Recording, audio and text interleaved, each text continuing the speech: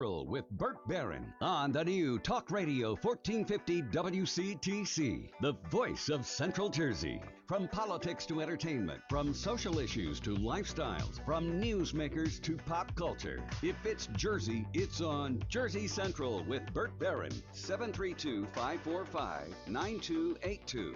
Or toll free at 888-545-9282. 738 back on Jersey Central on the new Talk Radio 1450 WCTC, the voice of Central Jersey. It is Burt Barron. Contest coming up this half hour.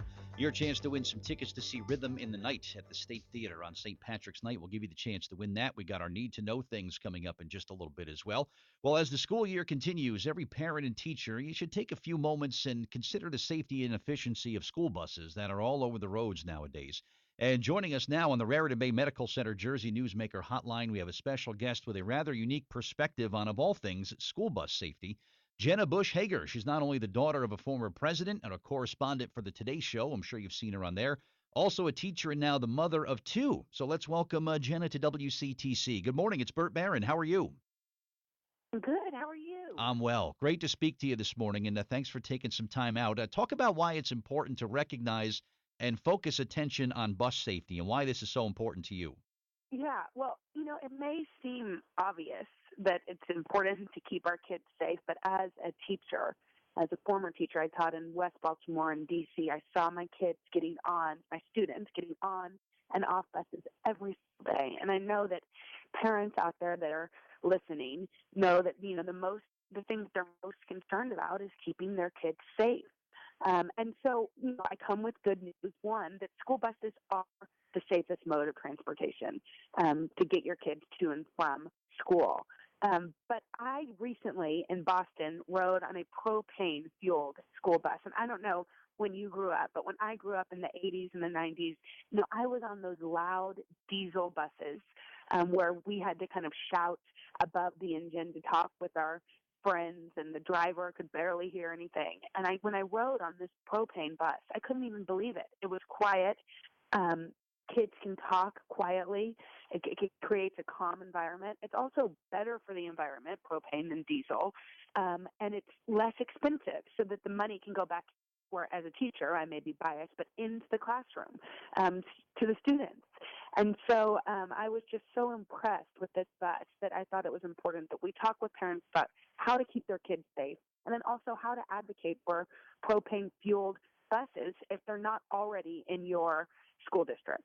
You just took me back to my high school days here in Jersey, Jenna, where not only was it the big clunky diesel bus, it had those green seats that were ice cold, and we didn't have seat belts even in buses when I was going to school. Yeah. So they've even come a long way with that. So you mentioned Boston. Are these propane powered buses? Are these being used in other areas around the country?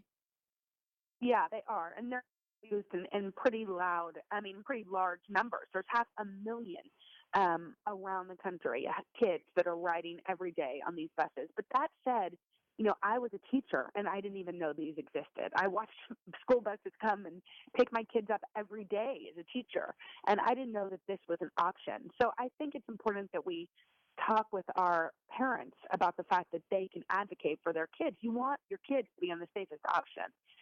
If you want more information, you can go to quieterschoolbuses.com to find out where these propane buses are, and just you can hear the difference. Because I think that was the big turning point for me riding on one. I just couldn't believe, because we all sort of have as you said, the big, large buses with the loud diesel engine as our only kind of backdrop. Mm-hmm. You can hear the difference. And then also betterOurBuses.com can just walk you through ways that you can talk to your kids about how to stay safe.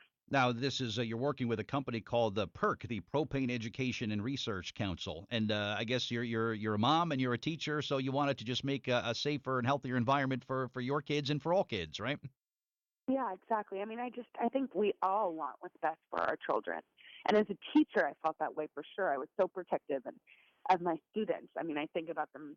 I still talk about them all the time, but as a mom, you just can't even, articulate that love. And so I know that all moms want, and parents, I shouldn't leave my poor husband out, want the same thing, and that's to keep their kids safe and healthy and happy. So you've got a lot going on, obviously, Jenna. A mother, you do all your work for the Today Show. We see you on TV all the time, and now you're squeezing in advocating for school bus safety. Why don't you help out Yeah. some working moms here in Jersey and share some of your secrets, how you keep everything in line so well?